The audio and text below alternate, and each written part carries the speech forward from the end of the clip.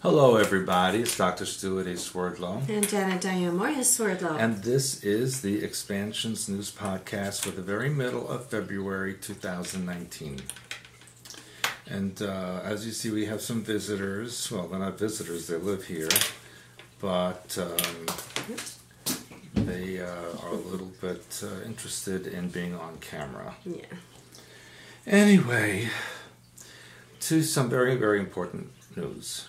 And that is, you may have known just the other day, President Donald Trump announced a national emergency on the border to allow him to spend $8 billion building the wall after signing a bill that would avoid a government shutdown. Now, originally, it was supposed to be $5.7 billion for the wall, and somehow it got up to $8 billion.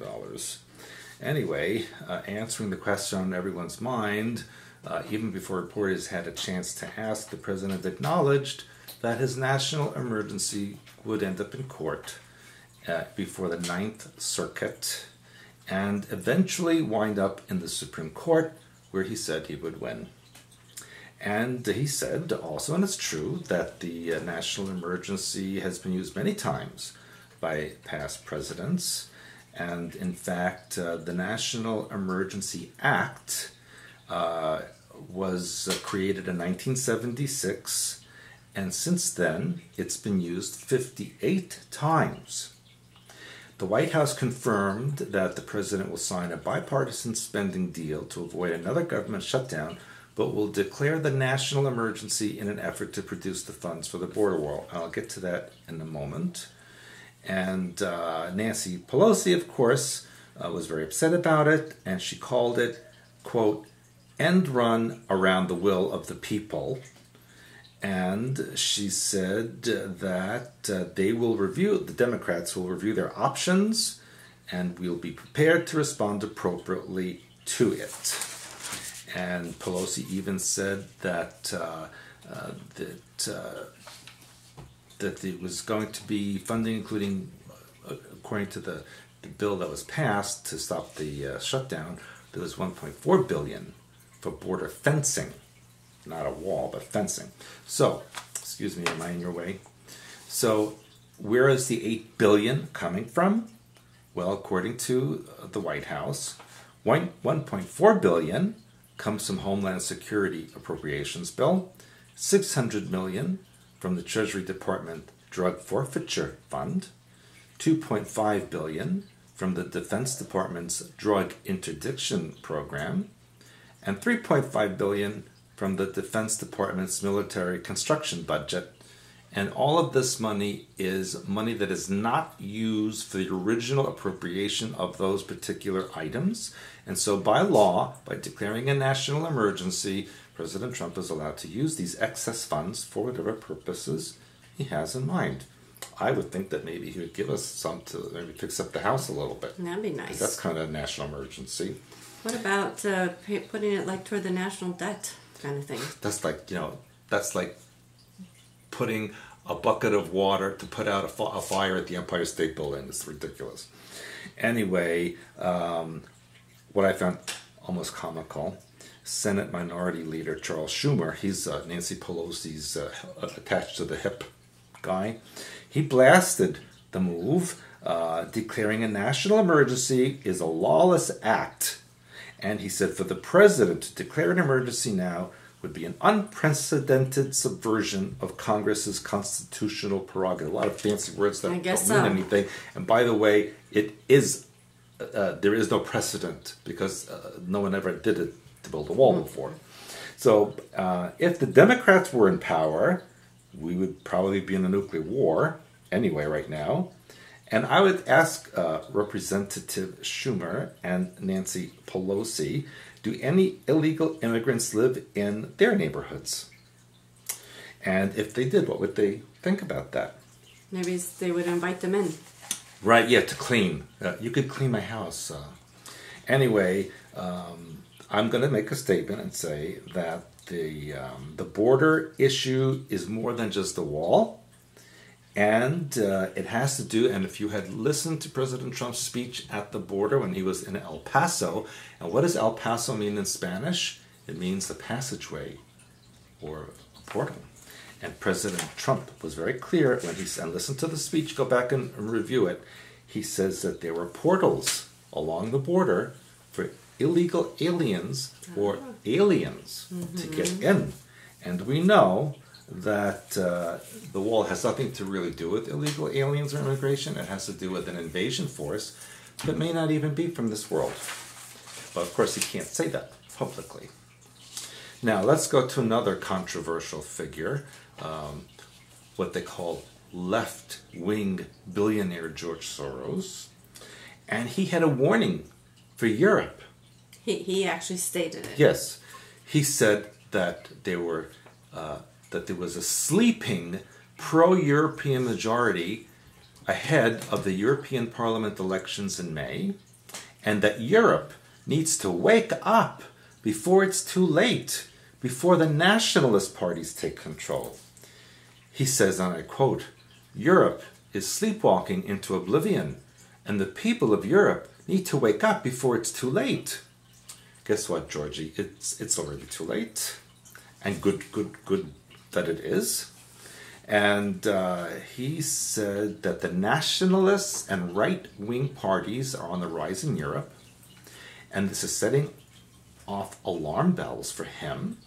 He claims that anti-European forces will have a competitive advantage in May, and that he blames the outdated party system and the lack of legal tools to discipline member states that violate the principles on which the European Union was founded.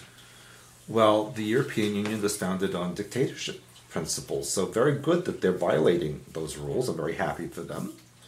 He also went on to say, the antiquated party system hampers those who want to preserve the values on which the EU was founded, but helps those who want to replace those values with something radically different. He said this is true in individual countries and even more so in trans-European alliances. That's right. He's absolutely right. And you know what else? In Hungary, his home country, the President Viktor Orban's Fidesz party was winning on anti-mass migration platform and has a supermajority. In Italy, a coalition government of the Nationalist League and the populist Five-Star Movement won last year against immigration. And in Britain, the Conservative Party is pushing forward with a plan to exit the EU next month in March. And right-wingers also have won elections last year in Austria and Czech Republic. And we know French President Emmanuel Macron and German Chancellor Angela Merkel are struggling with their own countries. And Macron's approval ratings have nosedived, and Paris is plagued by weekly yellow vest protests. And Merkel is also fighting against the right-wing Alternative for Germany, also known as AfD. And according to Mr. Soros, he said, the dream of a united Europe could become the nightmare of the 21st century. Well, George, it's already a nightmare, and that's because of you. And no one wants it. And so the EU lawmakers are not even elected by the citizens. It is a dictatorship, and that's what he's trying to promote.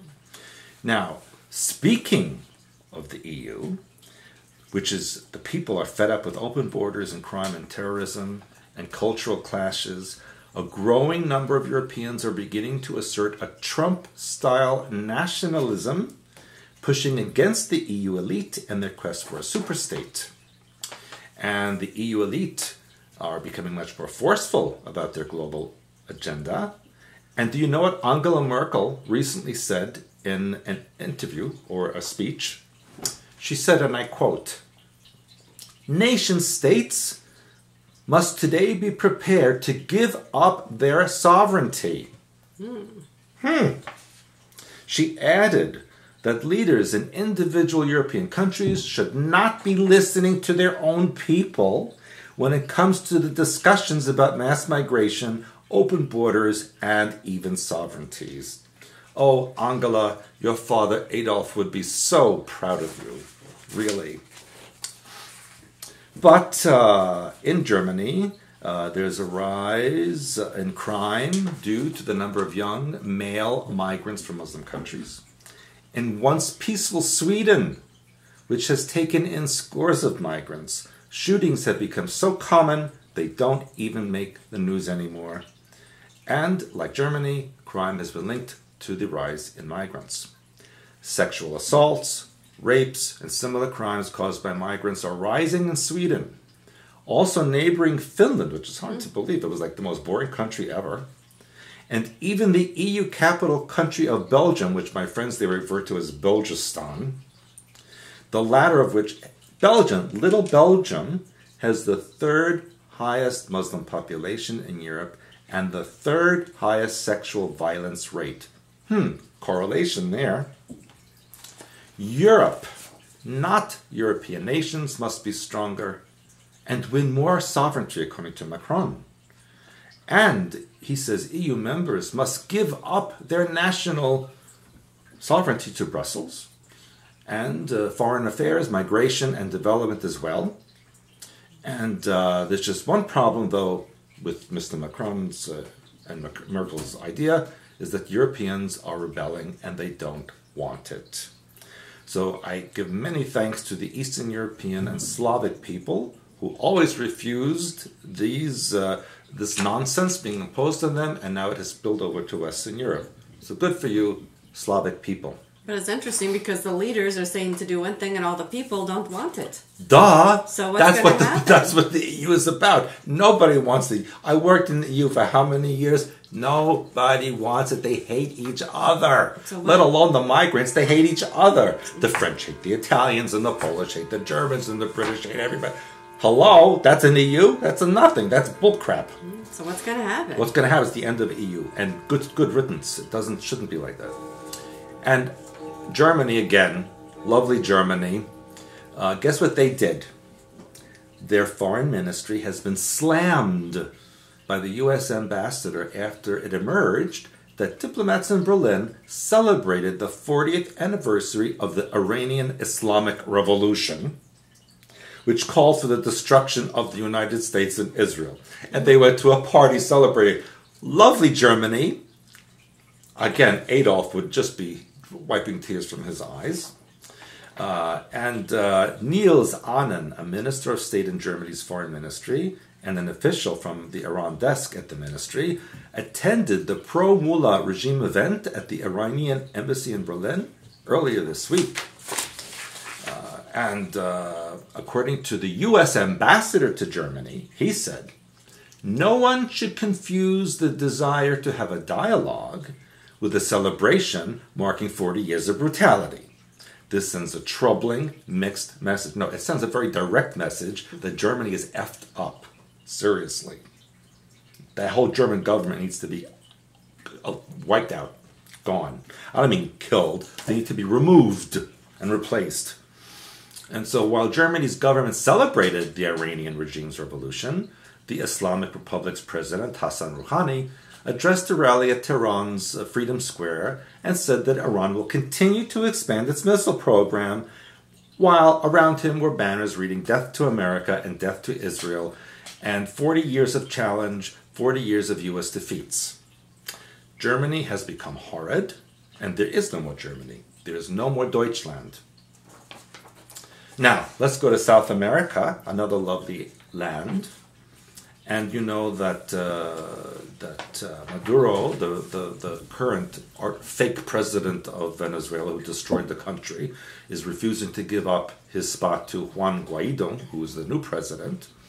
And Venezuela's self-declared President Juan Guaido said he was working to restore ties with Israel that Caracas cut off a decade ago because they sided with the Palestinians.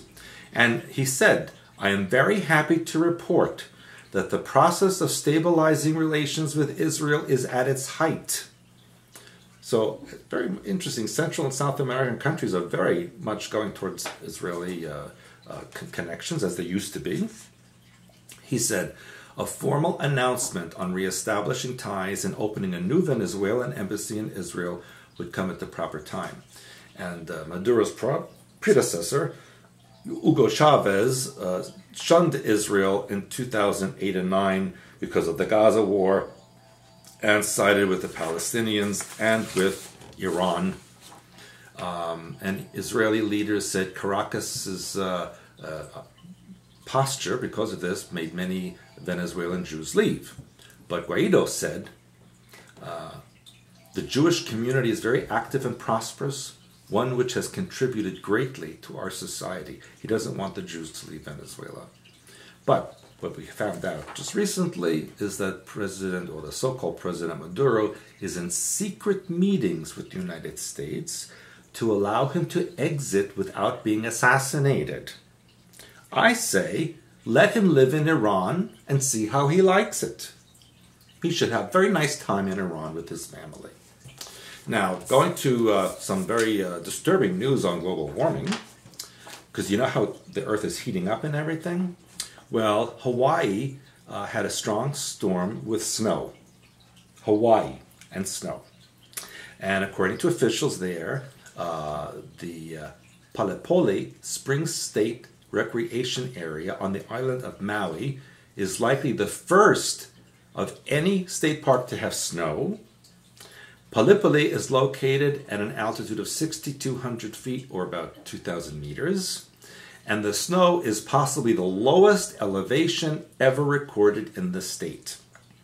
They said perhaps for the very first time, snow has fallen in the Hawaii State Park, and they said that it could also be the lowest elevation snow ever recorded in the state.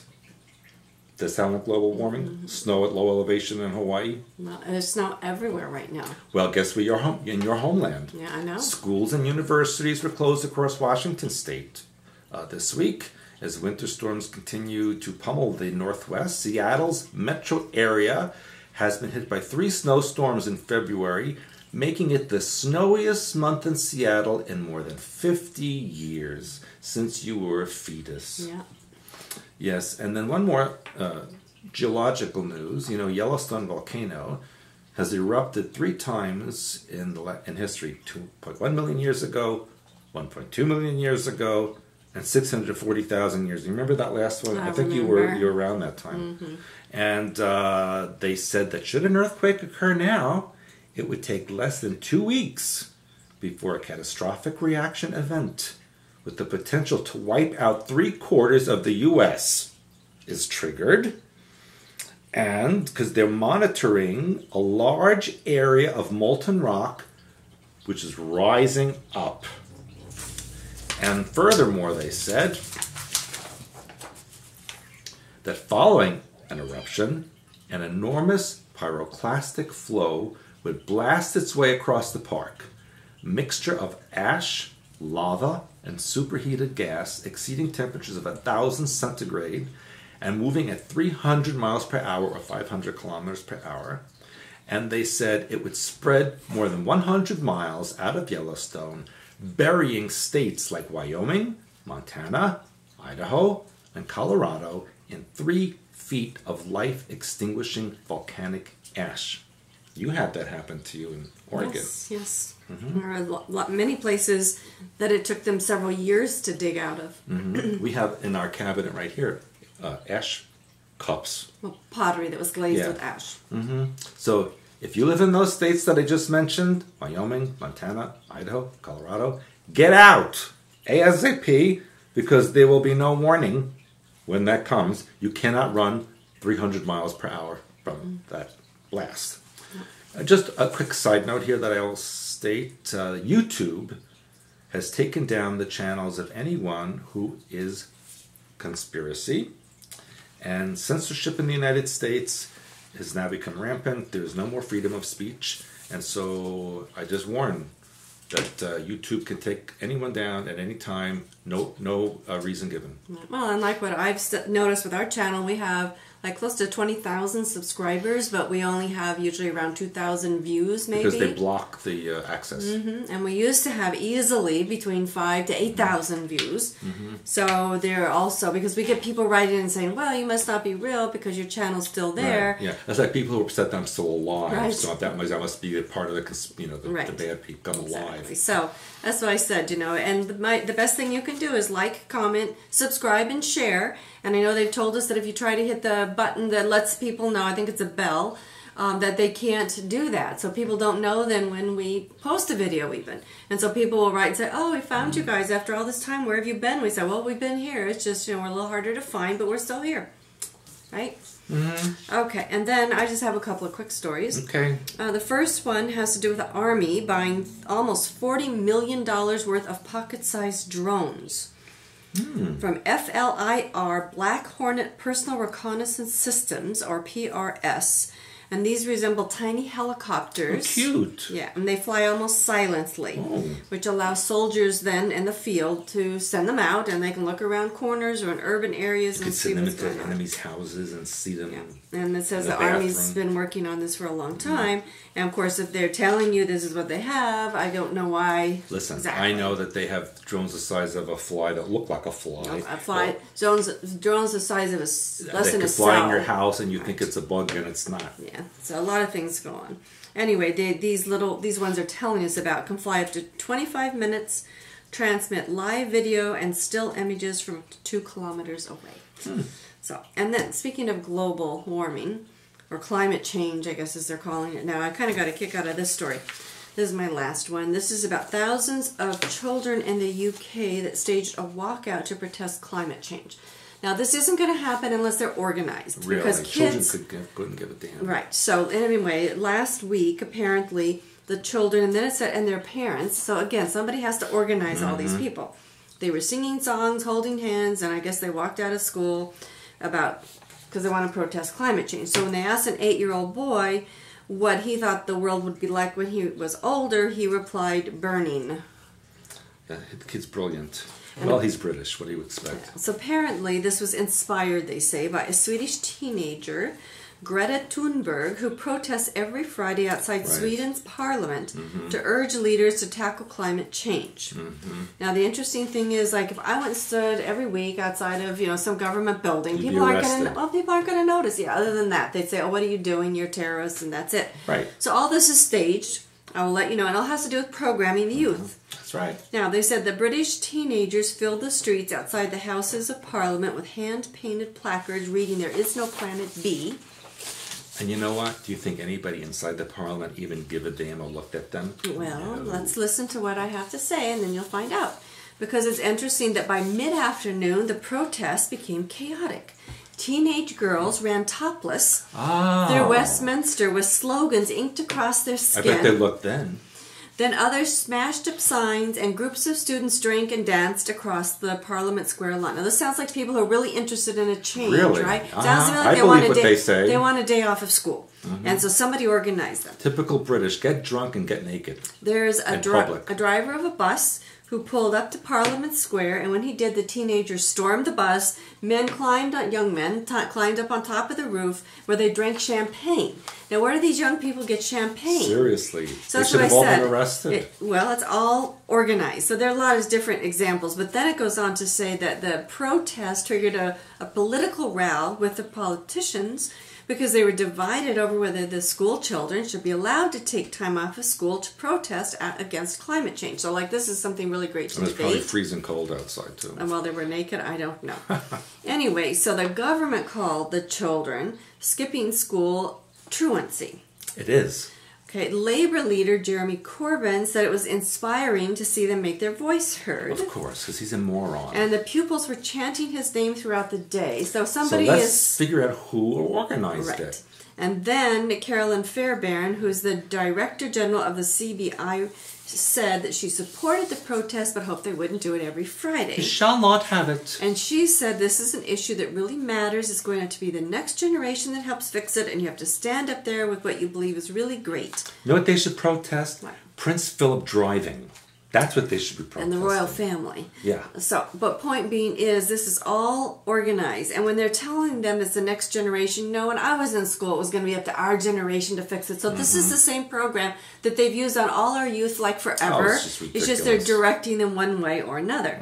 However, their cabinet minister, Andrea Leadsom, did say it's called truancy, not a strike. So my point is, it's more programming of the youth.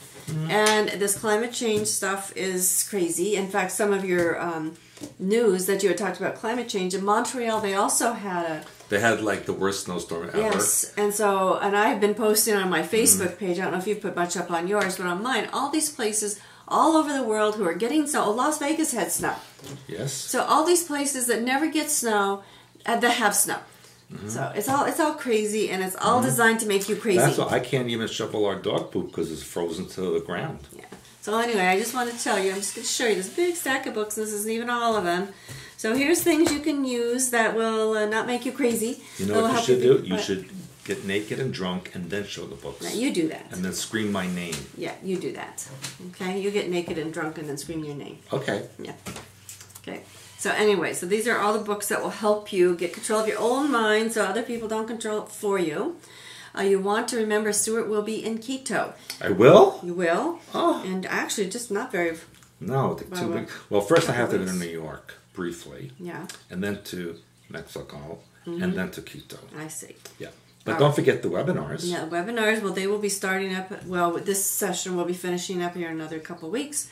Then we have our March, April, May, and then we break for the summer. And then I have been asked to come to the Bahamas for the next Prime Minister to address the Bahamian nation. So we'll see what happens with that. And then, of course, the end of June, we will be in Italy. So if you are planning on going, we need to know ASAP because we have to reserve our vehicles. That's the most challenging thing, is we have to know how we're going to get around up in the mountains. So with that said, I also want to tell you, you've been asking about our puppies. So I hope you have seen, liked, and shared our new Yahukushan Leica page for Jasmine and Jade. With the Leica the Yahukusha Leica. Yeah, and it's a lot of fun. So we have that going on. Be sure you do that. Be sure you like, comment, and share on all our stuff. Let people know about Hyperspace, Oversoul. Yeah, and I just wanted to share that they are very smart, that they learned how to go outside and then open the screen door room into the hot tub area. And we caught them just before they were about to sit down with their little glass of wine. And they were way too young for that. So anyway, we always have lots of stuff going on. Be sure you get a membership on our site, less than $1 a day. And which is my salary, basically.